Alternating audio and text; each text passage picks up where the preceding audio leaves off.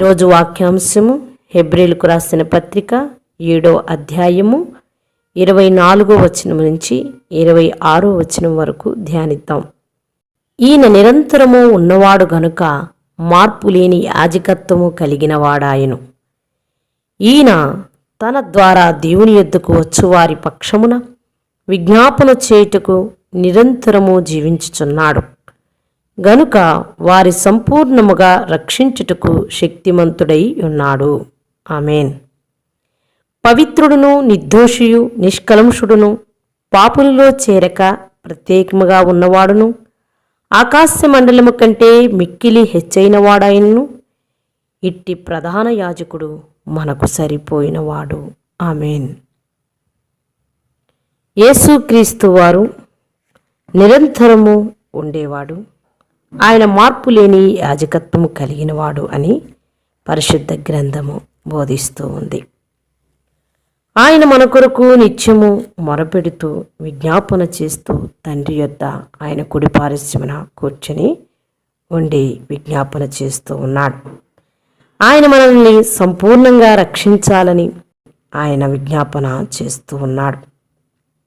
మనల్ని పూర్తి స్థాయిలో రక్షించాలనే తపన, ఆవేదన ఆయనకి మాత్రమే ఉన్నవి. ఈరోజు ఈ లోకములో నీవు ఇబ్బందుల్లో, ఇరుకుల్లో, సమస్యల్లో ఉంటే నీ కొరకు నీ అన్నో, తమ్ముడో, చెల్లో, అక్కో, లేక నీ తల్లిదండ్రులో, ఇంకా ఎవరైనా నీ బంధుమిత్రులో బాధ్యత తీసుకున్నారు అనుకోండి. వారిని నీవు అంటావు కదా, నా కొరకు వారు బాధ్యత తీసుకున్నారండి, నన్ను ఈ కష్ట పరిస్థితుల్లో నుంచి బయటికి తీయటానికి వారిని నా కొరకు దేవుడు ఏర్పాటు చేశాడు అని చెప్పుకుంటాం. మరి మనకు సంపూర్ణమైన రక్షణను, మరి ఈ నిత్య నరకాగ్ని నుండి తప్పించటానికి దేవాది దేవుని యొద్ద మన రక్షకుడు విజ్ఞాపన చేస్తూ ఉన్నాడు. మరి ఆయన నిర్దోషిగా ఉన్నాడు, నిష్కలంషుడుగా ఉన్నాడు, పాపుల్లో చేరినవాడు కాదు.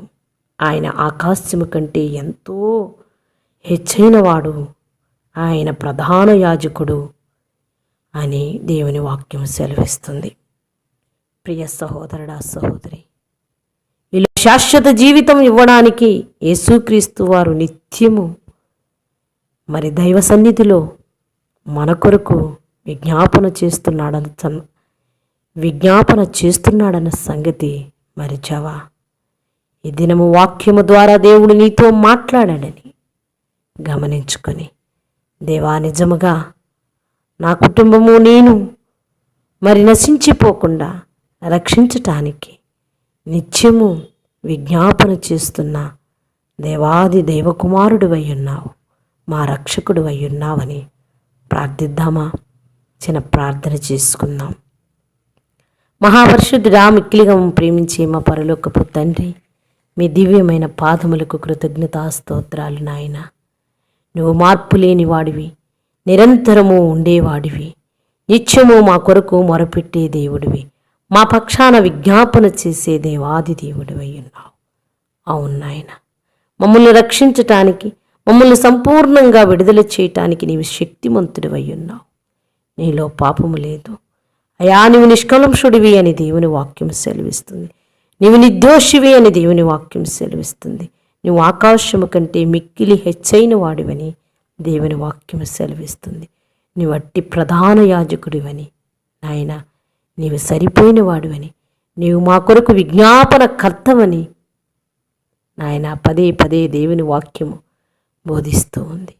అయా, మేము అట్టి వాక్యాన్ని లక్ష్య పెట్టేవారిగా మా కొరకు నీవు సంపూర్ణమైన రక్షణ ఇచ్చే దైవ కుమారుడివని, మా కొరకు వచ్చిన రక్షకుడివని, అయా తండ్రి వద్ద విజ్ఞాపన చేస్తున్న వాడివని నమ్మి విశ్వసించి నీ యందు భయభక్తులు కలిగి శ్రద్ధ కలిగి ఉండులాగు సహాయము చేయమని మా ప్రభువును మీ ప్రియకుమారుడు మా రాజు రక్షకుడైన యేసుక్రీస్తు నామమున ప్రార్థిస్తున్నాం మా పరలోకపు తండ్రి.